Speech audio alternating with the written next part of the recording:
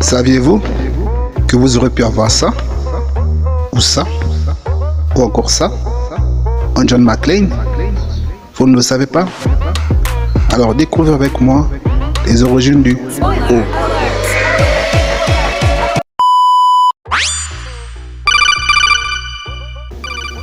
Mais qui est-ce? Le colonel. Eh petit gars, depuis quand c'est toi qui fais les entames ici? Mais colonel, n'êtes-vous pas en vacances? Vacances de mes bulles, oui. Eh petit con, change pas de sujet, ok? Ok mon colonel, toutes mes excuses. Mais étant donné que nous avons déjà entamé la mission et qu'elle ne peut être interrompue, promis, lors du prochain numéro, c'est à vous qui reviendra l'honneur d'amorcer le sujet. D'accord colonel? Ok petit gars, je compte sur toi. Et bonne mission. Merci mon colonel. Où en étais-je? Ah oui, les origines du culticisme d'Eyard, piège de cristal. À l'origine, c'est Frank Sinatra, le tout premier à avoir interprété John McClane, mais sous l'appellation de Joe Leland, tiré du roman Le Détective, réalisé au petit écran par Gordon Douglas, sorti en 1968. Suite aux bonnes critiques du film, la Fox lui propose alors de rejouer ce personnage, mais celui-ci rejette l'offre. Devant ce refus, la Fox décide alors de ranger le projet au tiroir.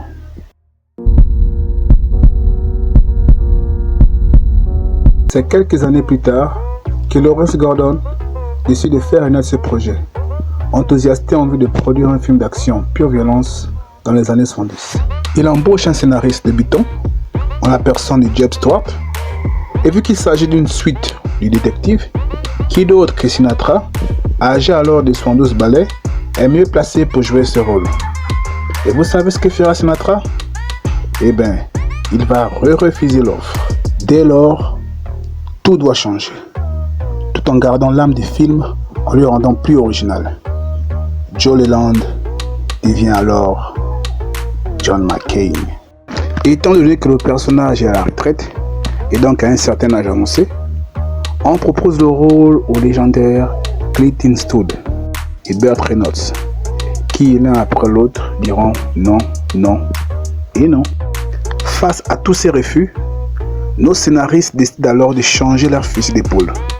Fini le personnage grincheux et non badass, il nous faut un flic jeune, à la fleur de l'âge, beau et comique. Et qui d'autre que Richard Gere, Mel Gibson et même Adrian?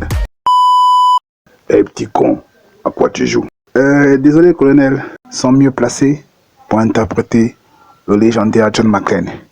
Et vous savez ce qu'ils vont dire eux? Eh ben non, non et non.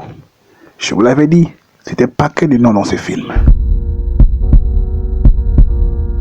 En 1987, Joel Silver, qui avait laissé la barque à Lawrence Gordon, décide de rejoindre l'équipage. Mais il sacrifie le scénariste Jeb Stuart et fait appel à Steven E. D'Souza, son meilleur scénariste. Pour ceux qui ne connaissent pas le personnage, voici un peu des films qu'il a eu à scénariser.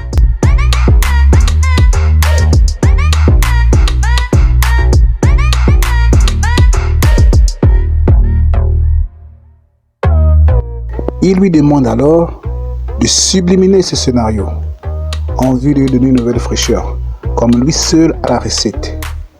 Ce dernier sort du tournage du film Running Man, écrit pour Arnold Schwarzenegger. Il y voit là alors l'opportunité de faire une suite à Commando. En pleine promo du Running Man, et à quelques semaines avant de se mettre à bosser sur Derrière, il nous sort cette promo, je cite: Commando 2 se passera entièrement à Los Angeles.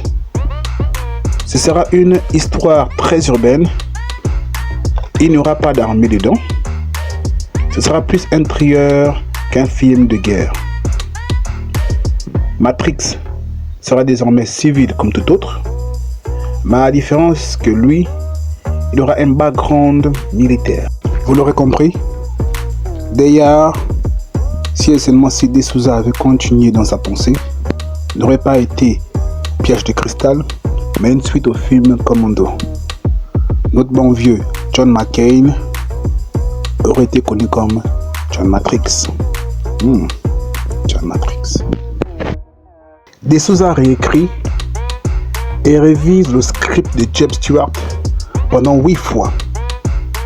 Notre bon vieux Schwarzy, étant trop pris à tourner double détente et jumeaux, c'est donc notre bon vieux Bruce Willis qui va accepter finalement le rôle de John McClane.